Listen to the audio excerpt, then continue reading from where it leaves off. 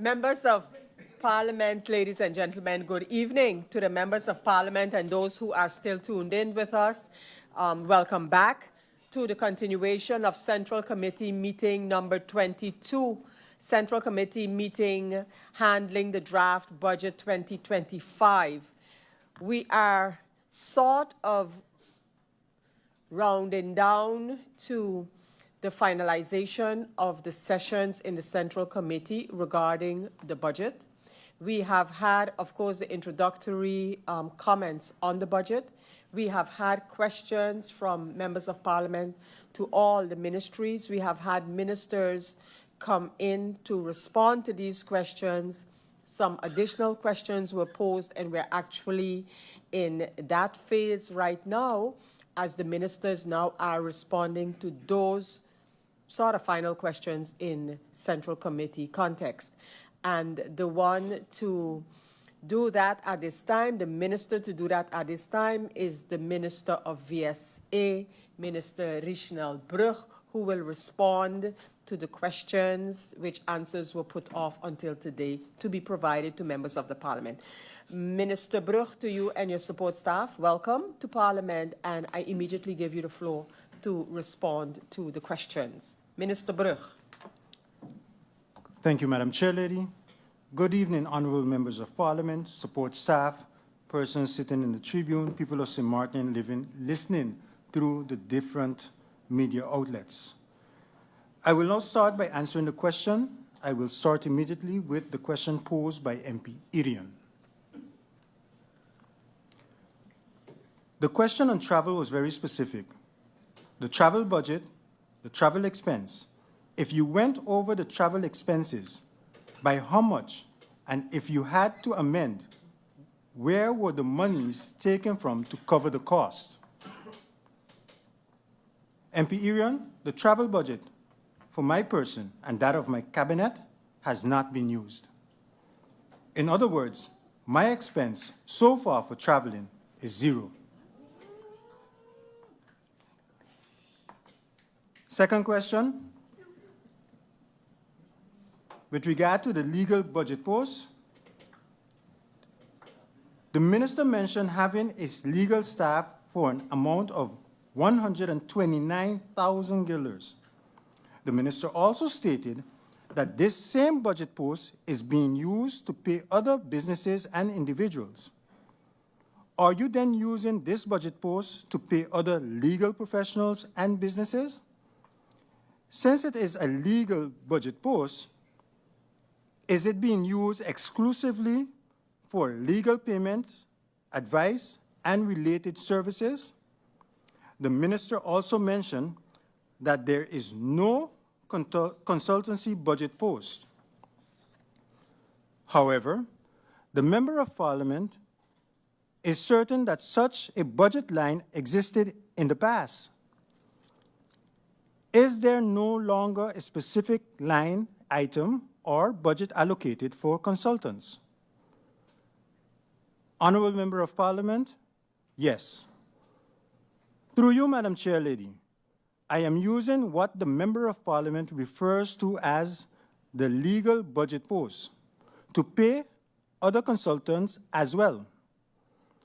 As the Member of Parliament is aware, this budget post is called Legal and Other Expert Advice, meaning this budget post can be used for legal and other expert advice. As it relates to the budget post of third-party personnel, for my cabinet, for 2025, this is zero. Following question. The minister mentioned a white paper in response to the question posed by Member of Parliament Westcott Williams. What is the formal basis and ministerial responsibility for executing the white paper referred to by the minister, including any cost involved, and how will its outcome affect the ongoing cannabis project, consultations, and existing contracts?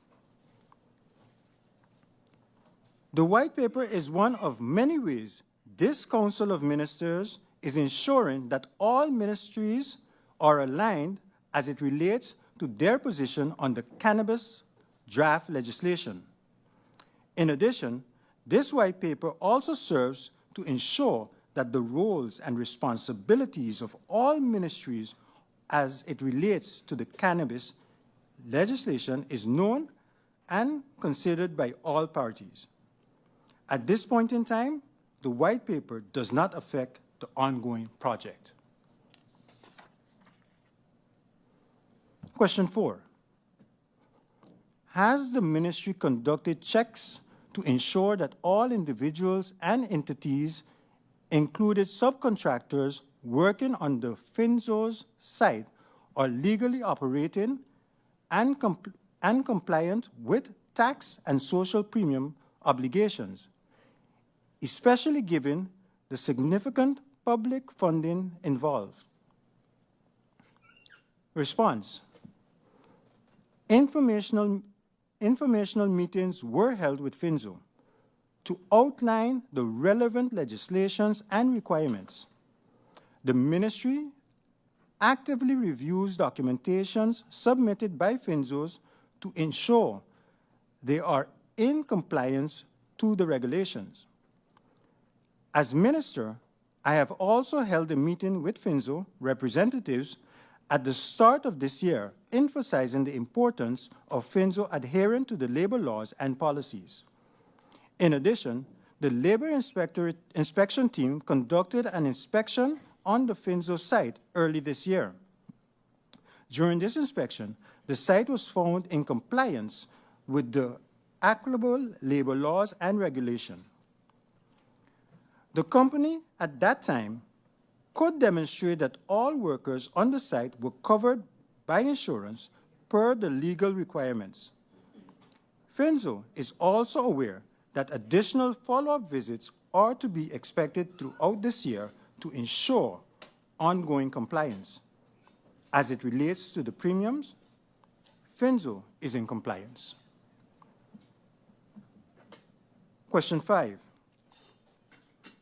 Has SZV asked for any increase in the OZR payments? How much? And has any payment been made? If not, why not? And if the plan is to pay, when? Response. Yes. SZV requested an increase from 5.2 million guilders to 6 million guilders. The government intends to give the requested budgeted amount of 6 million guilders starting June 2025. The higher increase that was not paid at the beginning of the year will be paid in several installments. Following question, question 6. The issue regarding the taxi drivers. Why can't the uninsured taxi drivers set up their own foundation and use the same model with agreements and full cost coverage to gain medical insurance coverage in the interim instead of waiting on the SAHA legislation and creating unequal treatment? Response. Based on the information received from SZV, there is indeed a pilot project with one taxi association. The pilot project, however, has not been extended to other entities because it is not considered the appropriate solution for providing coverage for the taxi drivers due to a number of challenges encountered with this pilot. Question 7. Can an update be provided on SZV in terms of the CEO position? Where are we with that? I believe the director is leaving in October. How many candidates are there? Where are we in that process? A total of 14 candidates a total of 14 candidates submitted applications in response to the advertisements for the SZV CEO position. Following an initial assessment, 6 candidates were selected for the first round of interviews. From that group, 4 candidates advanced to the assessment phase and subsequently proceeded to the second round of interview. These second interviews have been completed, and we are currently awaiting the final report from the recruitment firm. The Supervisory Council anticipates receiving this final report shortly, after which the next step in the selection process will continue. Question 8. Regarding OZR, the Minister of Finance indicated that the first quarter, when looking at the actuals versus the budgeted amount, 20 million guilders have been made, more than estimated. Have you gone to the Ministry of Finance to get the funds needed to supplement or make payments owed to SZV in the backlogs? If we have this extra money, I can't imagine why we have all these backlogs in terms of payments. Response. As indicated previously, the government has increased the payment of 5.2 million guilders to 6 million guilders. These increased payments of 6 million guilders will commence starting June 2025. The higher increase was not paid at the beginning of the year, but will be paid in several installments moving forward. Question number 9. It was also understood that this government is working on the civil servants' contribution. A reason for the backlog is the possible 10% that does not come from government's side. So can I get an update on that? Is it true that you are working on finalizing the civil servants' contributions in terms of OZR? No. Honorable Member of Parliament, through you, Madam Chair Lady, this is not true. The calculations have shown that the cost to regulate this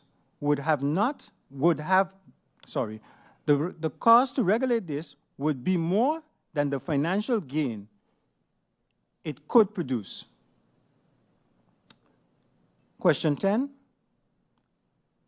Were you updated on the SZV maintenance plan that SZV had? Can you confirm that SZV submitted such a plan to your government as they did to the government during MP's Arian term as minister? What has happened with that plan? And were you ever updated on it? Through you, Madam Chair Lady, yes, I am aware of the plan. SZV is in negotiation with the Honorable Prime Minister to come up with a new structure for the government building regarding maintenance. Various proposals were sent to the Honorable Prime Minister for further consideration. Question 11.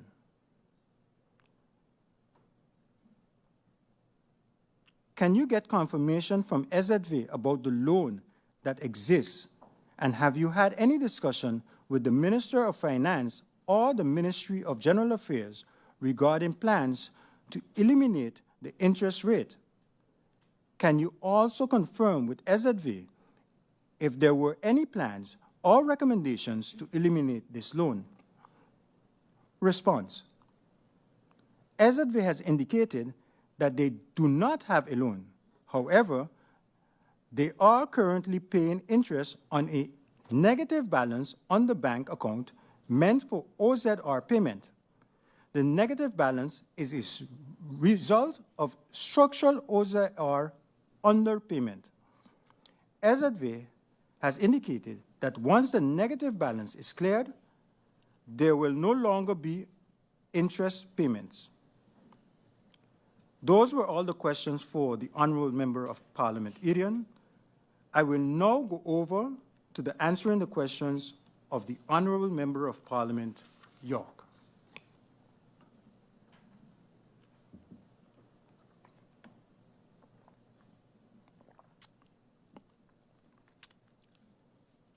First question.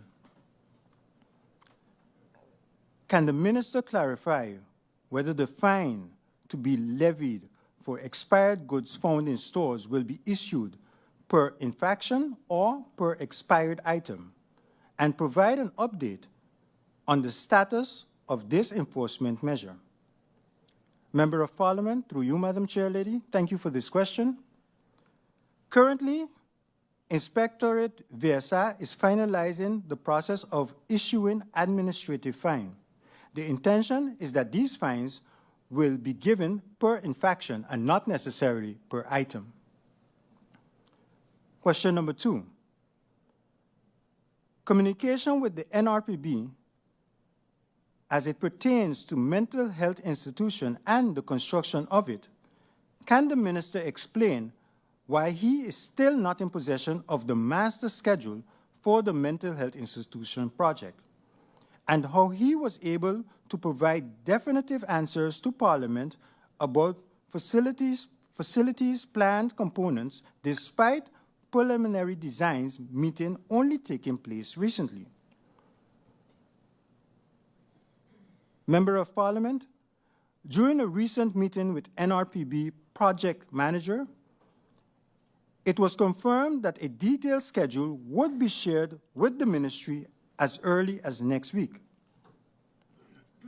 I have instructed NRPB to expedite this project. The schedule is undergoing final revision by NRPB and will be presented to the Ministry of VSR shortly for internal review and oversight. This schedule is the set master schedule. This is not continuously being updated, or that is not continuously being updated. While the contract with the design firm was signed on April 15, approximately 4 months behind schedule, extensive pre-contract consultations with key stakeholders, including Mental Health Foundation, took place. The design team has since engaged relevant regulatory bodies, including VROMI, the Fire Department, and GEB, to ensure compliance with local building standards. Question 3. Going back on the labor issue, can the minister elaborate on what concrete steps are being taken to address identified labor gaps, and how the ministry is ensuring that individuals facing labor issues have adequate representation and support beyond being referred to the courts? Without knowing which specific gaps the Member of Parliament is alluding to, I can only indicate what the ministry is currently doing, which is to continue build awareness and inform both workers and employers of their rights and responsibilities. This is being done through information sessions and workshops, both individually and in collaboration with unions. An example of such an event is the support that the ministry provided to the recently held WICSU NY2 Labor Symposium. Alongside these sessions, the ministry is also available through a one-on-one basis to provide assistance as needed. This being said, MP, through you, Madam Chair Lady, I can assure you that a dedicated civil servant within the Department of Labor is working diligently to adjust the current outdated legislation. My legal consultant is assisting the department with this project. Furthermore, the department is also in the process of recruiting a legal worker. However, Madam Chair Lady, I am not sure if the Honorable Member of Parliament is aware that the process of legislation takes at least 2 years. Question 4. MP asks for data on the prevalence of female reproductive health conditions. And to hear those numbers are not readily available, he questions how serious St. Martin, not just the ministry, takes these issues. So MP would like to know, what are the concrete plans on the ministry, or does the ministry have plans to address these issues with the medical center?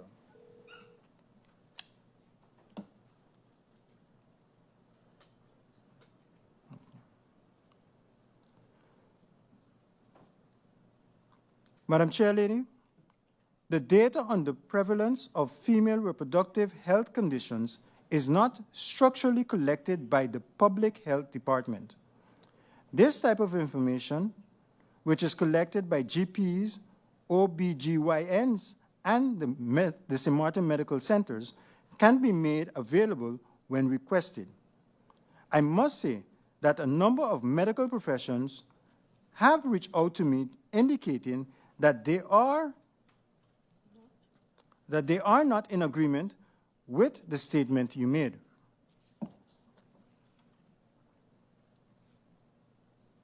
Following question, question 5. Can the Minister of VSI provide a list of revenue-generating initiatives from the ministry, similar to the list of projects previously presented that require funding and time to implement?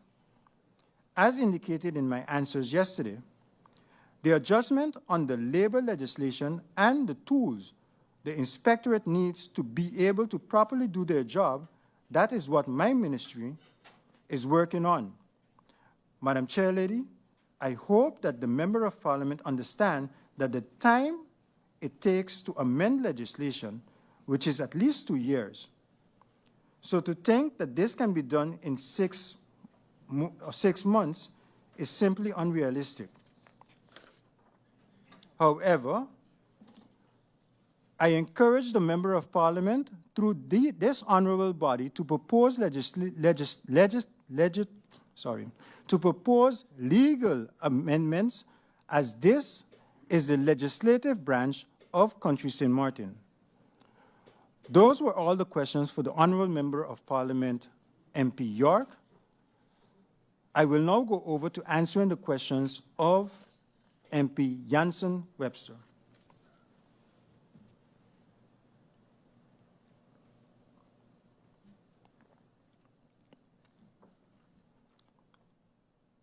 MP Jansen Webster. First question. Can the minister clarify the statement about saving 100,000 Caribbean guilders on travel by not attending the ILO conference by providing the actual cost, delegation size, and duration of stay for the 2023 and 2024 ILO attendees? So we can understand what the 100,000 guilders saving specifically refers to. Madam Chairlady, based on draft approved advice, in 2023, a delegation of 7 individuals traveled to Geneva for the ILO conference. In 2023, for a total of 8 and 9 days. The total costs were $107,705 guilders and 48 cents. In 2024, the delegation consisted of 6 persons for a total of 8 days. The total drafted amount was 61,534 guilders.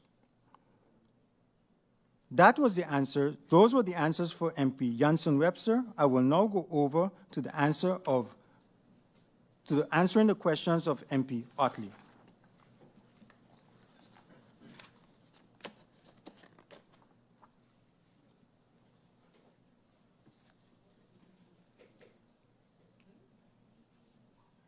First question. Given SZV's ongoing financial losses and its crucial role in providing health care to the majority of the population, can the minister outline what new and concrete measures have been introduced during his term to stabilize and safeguard SZV's operation?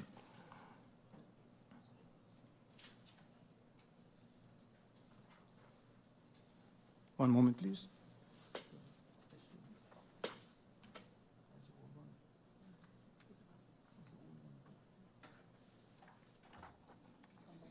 Okay. All right, thank you. Thank you, Madam Chairlady, for that pause. The ministry and I remain committed to doing everything in the legal framework to ensure that there is no collapse and continue to push forward everything that was left behind that is in the best interest of the country when it comes to dealing with the SZV losses. In addition to that, I have also requested that SZV also continue and starts to put forward the SZV B1 project in order to ensure also that would assist with the current losses being suffered by SZV. Following question. Can the minister clarify the current status of the urgency of SAHA and what the exact concrete steps will be to move the process forward? Honorable Member of Parliament, through you, Madam Chairlady, the urgency remains the same. However, our laws are put in place to ensure proper checks and balance. As such, we are going through the legal process as quickly as possible. And as stated in my closing remark, or in my remark in the last meeting, is that even the SARE understands the importance of this, that they have also organized extra meetings in order that we can get their advice or the response on the legislation as soon as possible. Question number 3. Another MP asked the question, when will it be implemented? The answer was, it will be implemented a year after Parliament approves, but no timeline was presented. When the Member of Parliament was there as minister, he had to give the timelines. So, what is the projected timeline? Madam Chairlady, through you, as stated in the answers earlier, the intention of this ministry at this current time is to make sure that the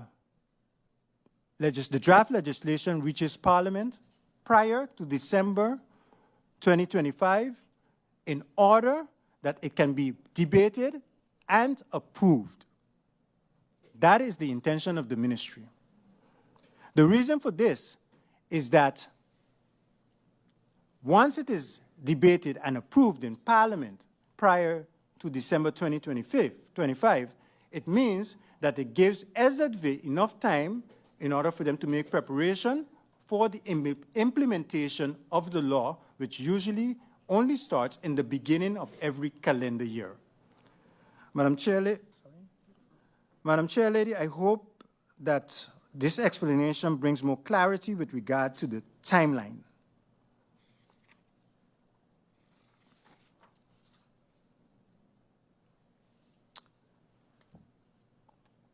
Question number 4, health levy. Given that the health levy was designed to alleviate the financial burden of SZV, can the minister clarify whether this government intends to continue or expand on this measure, as such as raising the OZR fees, and how responsibilities for its implementations are being shared among the ministries of VSA, Finance, and Justice. On this point, I would like to agree to disagree. As stated yesterday in my closing remark, I am here to work for the people of St. Martin. It really does not matter who takes the lead. What matters is the content of the law and the fact that SZV was, still is, and will remain the beneficiary of the draft law.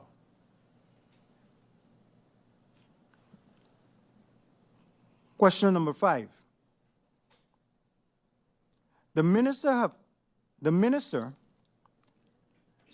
Question number 5.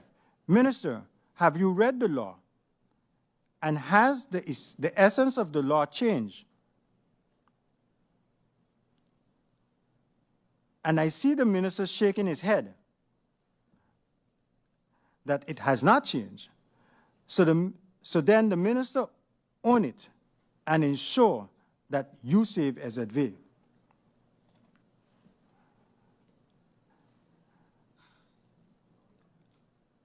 Honorable Member of Parliament, through you, Madam Chair Lady, it is correct that the essence of the law has not changed. And as I stated in my previous statement, that this law have been passed on to the Minister of Finance, to the Ministry of Finance, for them to continue with it. And again, it doesn't matter who's taking the lead. The bottom line remains the same. SZV was, still is, and will remain the beneficiary of this draft law. Question 6. Can the minister clarify why the master plan for the mental health project is still not in his possession, and whether he has formally requested it? The Honourable Member of Parliament advises for the minister to request the master plan via the Prime Minister, given the urgency of the national importance of the project. I do recognize the urgency, and given the meetings that were held, the master plan should be in my possession by next week. Following question. Can the minister clarify the current status and urgency of the SZV 1B legislation for sole proprietors and explain what steps are being taken to legally resolve the situation, especially considering that SZV... Minister, I need to ask your indulgence for a moment just to understand what point MP Otley would want to make at this time. MP Otley? Thank you, Madam Chair. Thank you, Madam Chair. Madam Chair, I was just patiently waiting for the master plan answer. So now, with your indulgence, I would request that all the rest answers just be sent to me in writing. You don't have to continue anymore when it comes to my answers. That was it? That was it? Okay. Oh. So we are getting places.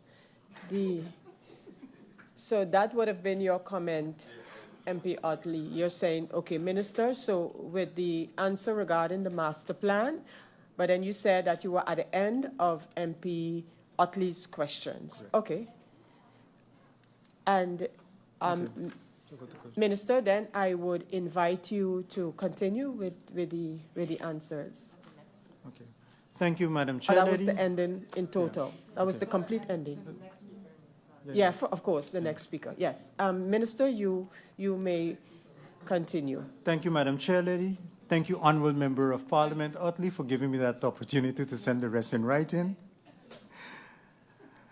We're getting understanding here, I hope, with respect to these answers being given, provided in writing. I don't know if MP La Cruz wishes to make a similar comment. MP La Cruz, your comment is?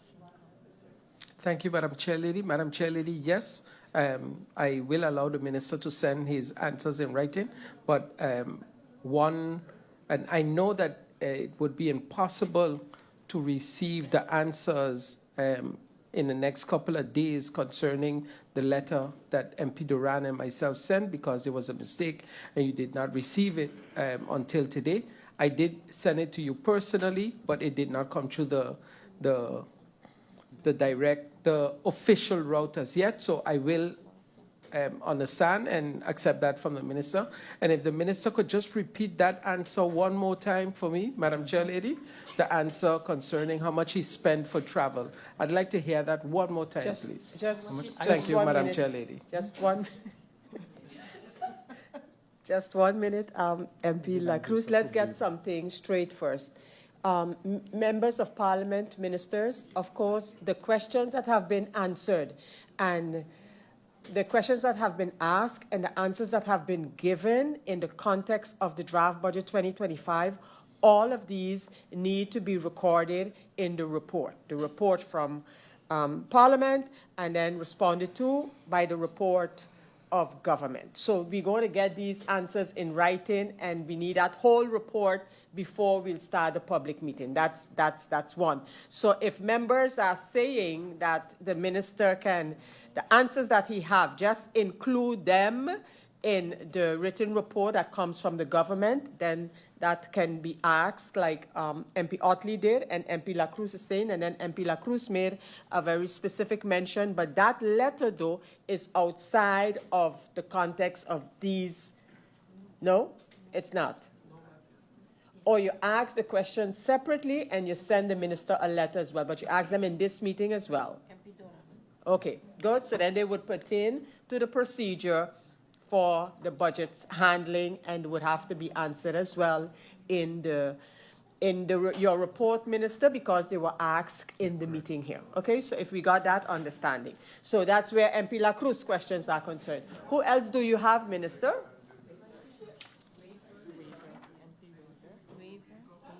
Oh, MP Waiver is next. MP Waiver is next. Yes. Okay. But before I go to MP Waiver, I would like to make just one comment. Sure. With regard to the initial draft, the proposal with regard to the food safety project that is being proposed by MP Duran and the Honorable MP La Cruz, I would just like to state that I am in full support of it and look forward for us meeting in order to move that project forward. So I just wanted to make that statement on the floor of Parliament that I do appreciate and looking forward to working together. Fair enough. I'm sure MP La Cruz will be extremely happy, as he has been asking of ministers to be able to sit with them and give his proposals to move things forward. So I'm sure he's very appreciative of that from you, Minister. So with that said, then we have, I see MP York, you wanted the floor too, because it seemed to be as if we will effectively deal with the... No? Oh, MP York does not want the floor. So, Minister, let's see what you have left to answer, because then really we have some other ministers lined up. If we can deal with them in the same way, then okay. You have MP Waiver. How many questions? I have MP Waiver and MP Duran. And I also have... One or two from MP Westcott. I have MP Westcott, but of course I answered those in the Okay, let's start with MP Waiver, and then if I get a sign from MP Waiver that you can continue with them in writing, or you're saying that already, MP Waiver? No, I would like to hear. Okay, MP Waiver would like to hear his answer, so let's start with that, and then we see. Minister, you may continue. Yes, thank you very much. Following question by MP Waiver. MP Waiver asks the following question. Can the ministry clarify the government's role in decision-making regarding the selection of contractors and designers, such as the choice to exclude local architects in major projects like the Mental Health Foundation building, and how balance of authority between NRPB, the World Bank, and government is maintained? Madam Chair Lady, I am answering this question. I'm answering the question both posed, and because this was also included by MP Duran, regarding this topic. I wholeheartedly support the sentiments of both MPs. Since becoming minister, I have taken action to ensure that more locals can get involved and get a subcontract through the World Bank and NRPB projects. After being sworn in, I sent a letter to the director of the NRPB highlighting the current concerns with the way the NRPB is awarding contracts, the way NRPB awarding contracts are drafted, requesting a change that could guarantee that locals will be allowed to get an opportunity to participate in these projects through mandatory subcontracting. The procurement process adheres to the World Bank's guidelines, which requires open international tendering. However, concerns regarding local participation and transparency have been raised with NRPB and World Bank. The ministry is advocating for improved visibility and accessibility for local firms in the future tenders. Personally, I have been in different meetings with the World Bank representatives in the past 2 weeks, discussing issues just like this. And next week, these meetings will continue. During my mental health mission last week, with NRPB and World Bank, I once again reiterated my position as Minister of Labor on this matter. All parties agreed that moving forward, it is important to guarantee a percentage of local subcontracting. I must also note that based on the press release put out last week by the director of the NRPB, that I expect that changes will come as it relates to additional consideration for local employment's possibility. That was the question and answer for the Honourable Member, MP Waiver.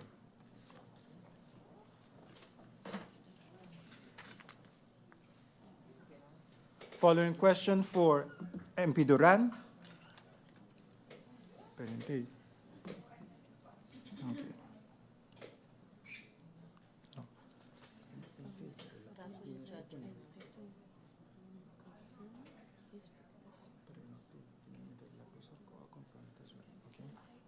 Okay.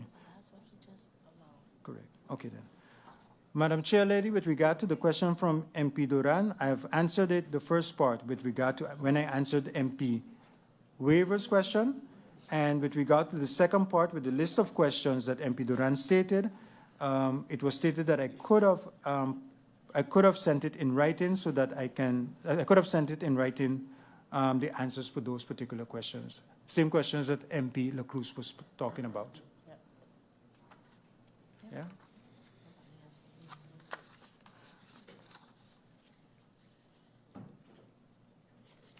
All right. I will now move on to the last MP, MP Westcott Williams. Regarding the approach of cannabis legislation, could we receive some intention behind a white paper while all other parts are moving in this context? As stated earlier, the white paper is one of the many ways the Council of Ministers is ensuring that all ministries are aligned as it relates to their position on the cannabis legislation, considering the impact that this legislation has across all ministries. It also serves to ensure that the roles and responsibilities of all ministries as it relates to the cannabis are clear. Following question, can the minister clarify the status of the one-bay legislation, whether the delay is due to unavailability of a draftman, and explain why it has not yet been drafted despite the urgency emphasized during the advancement of SAHA. The draft legislation was indeed in its final phase when the process was halted due to the lack of draftmen. As indicated earlier, I am very much aware of the urgency and the need of this ordinance. This is why in March, I instructed SZV to restart the recruitment process and widen the search for potential legal draftmen in order to finalize this ordinance. Today, I'm happy to report that someone has been hired to deal with another report and is currently reviewing it in order to move on with the process. Question 3. Can the minister clarify why the results of the STEP survey are not yet publicly available, and what is meant by the need to translate the data into layman's terms? Has the data such as alcohol use statistics been received, and is it undergoing scientific analysis or other processing? Madam Chair Lady, the question is actually to you. Yesterday when I was here, I stated that I was going to submit the raw data as we received it from PAHO, so that the members of parliament can see exactly what we received. Yesterday as well, we also received information that the fact sheet? We received the fact sheet, and the final report is going to be finished. Well, the draft report is going to be finished. That the fact sheet was received, and the fact sheet was received, and the final report will follow shortly. I have instructed the ministry to submit these documents that we have received in confidential to the members of parliament for your perusal. Okay?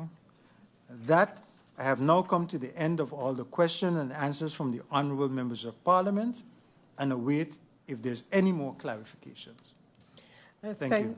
Thank you, Minister, for those answers. However, it's only in very exceptional cases at this time that we will get additional questions. If a member of parliament impresses upon me the need for him to have something or her to have something explained by you based on your answers, then that can be allowed, but there's no sort of clarification round to follow now in the Central Committee.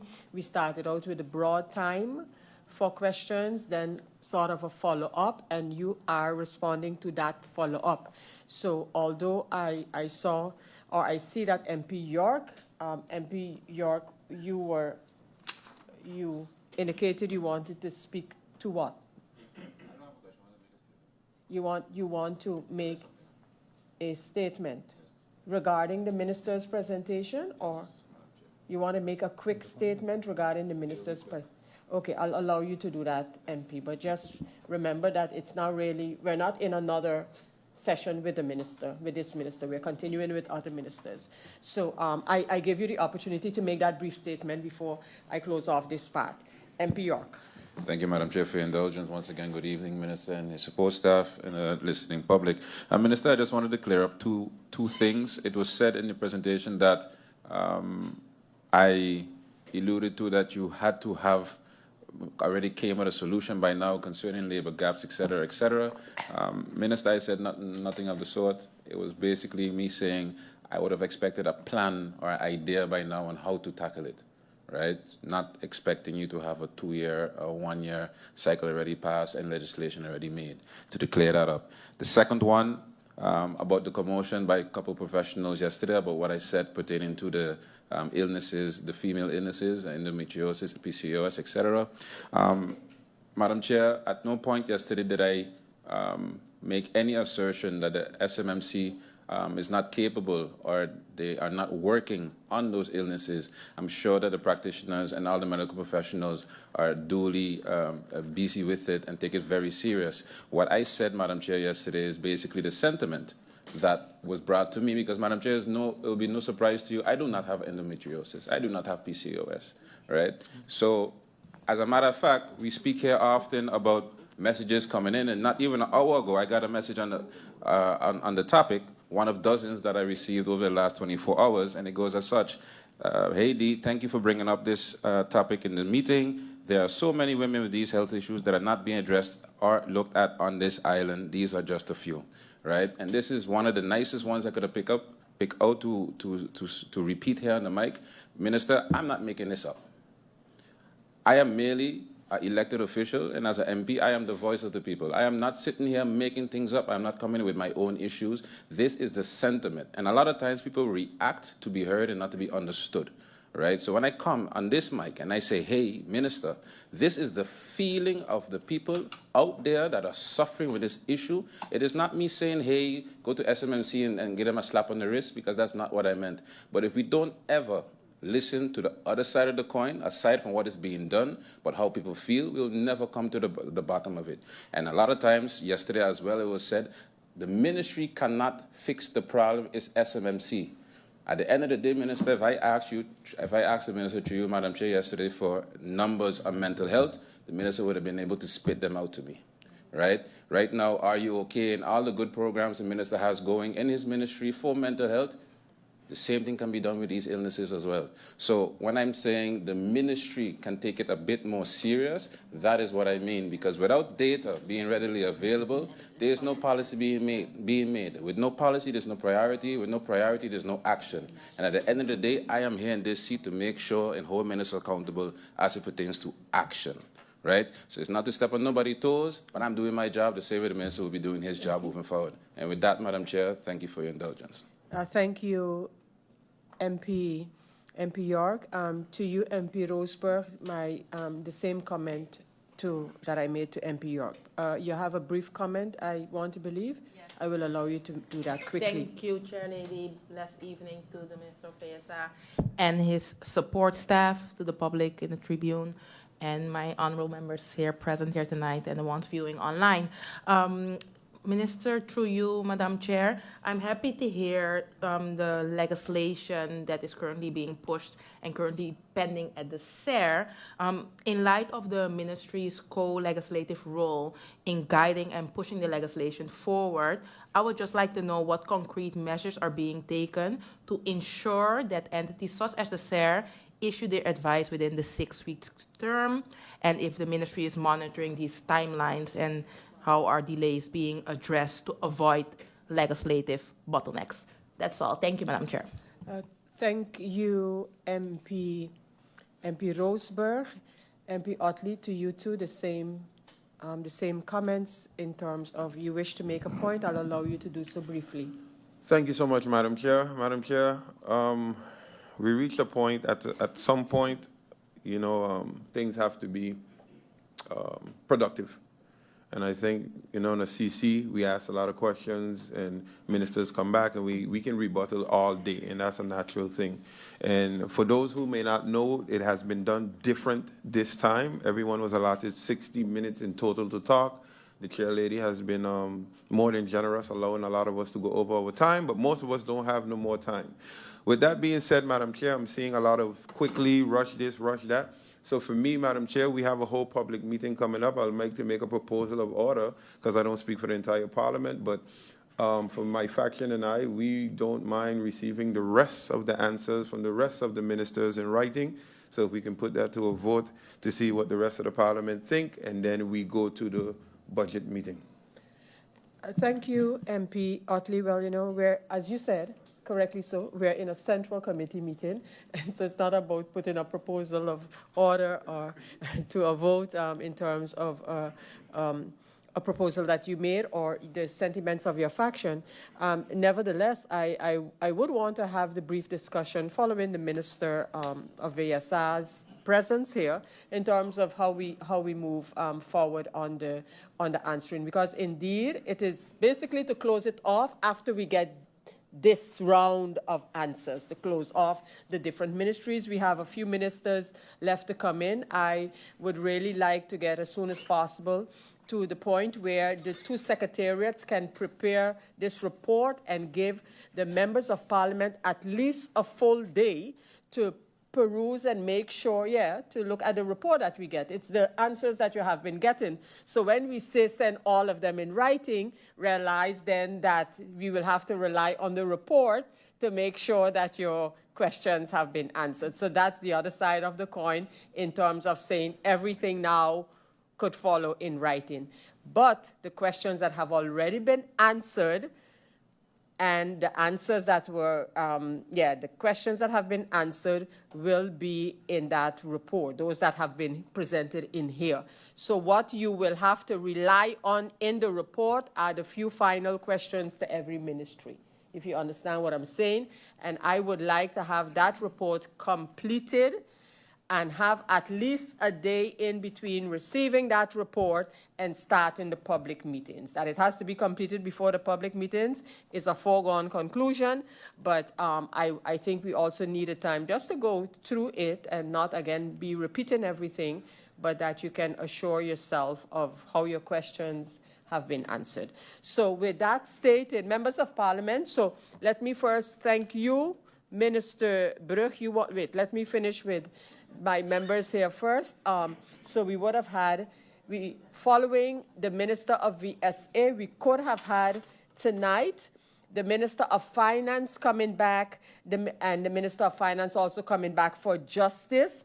Minister of TIAT had indicated she could come back tonight, and then we would have only had Vromi to come back tomorrow. But if all of those ministers can be told or asked to put their final set of answers that it would have come back to do in writing, then we can reach an agreement that we will have a final report coming out of this meeting from the Parliament. Members of Parliament, your comments. The Parliament itself wants a little caucus now? Okay, we shall caucus on that. So first of all, let me give the Minister the opportunity to make his statement. Minister, you have a statement to make. Minister of VSA will make a statement before we caucus. Minister. Thank you, Madam Chair Lady. To the Honourable Member of Parliament, MP York, I fully agree with you. That is why the implementation of the NCD is very much important, because it will deal with all of these prevalent critical diseases on St. Martin. So I fully agree with you, and it is something in the plan. It's about the implementation of the NCD. So thank you, the NCD plan. So thank you very much for your comment. And of course, I do agree that you represent the people of St. Martin. And I understand, and I applaud you for also representing those persons that don't have a voice out there. Thank you. Thank you, Minister, for those comments. And I, in that context, just want to remind everyone of the Women's Health Conference that is going to be taking place tomorrow evening. Yes, tomorrow the 12th. And at the Bel Air Community Center, I want to encourage everyone who has the opportunity, but especially the women on St. Martin, regarding all diseases that affect women and those that the focus will be on during the conference, in particular, amongst which cervical cancer, menopause issues, and the like.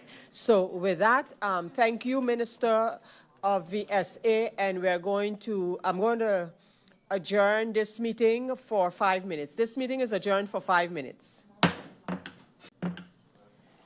Members of Parliament, ladies and gentlemen, this is actually good night, not even good evening anymore.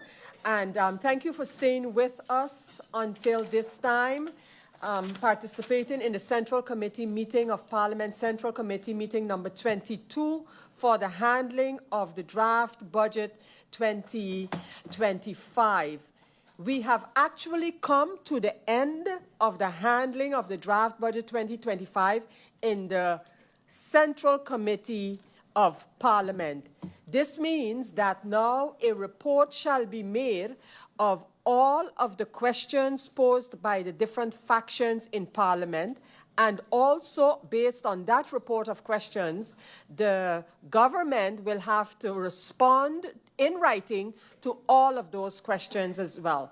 And that final report, so report of Parliament and the answer to that report from the government, will be the basis on which we then will begin with a public meeting of Parliament to handle the draft National Ordinance Budget St. Martin 2025.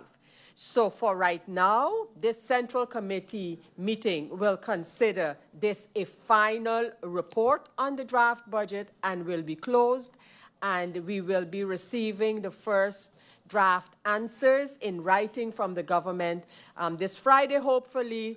Peruse that quickly, and then it will be finalized by the government, and we will be preparing for the public meeting. I want to thank all of the members of Parliament for your participation during these days of discussions and deliberations on the budget 2025. I want to thank the ministers, all the support staffs for their presence and assistance. And with that, I will close this Central Committee meeting of Parliament, wishing everyone a very good night.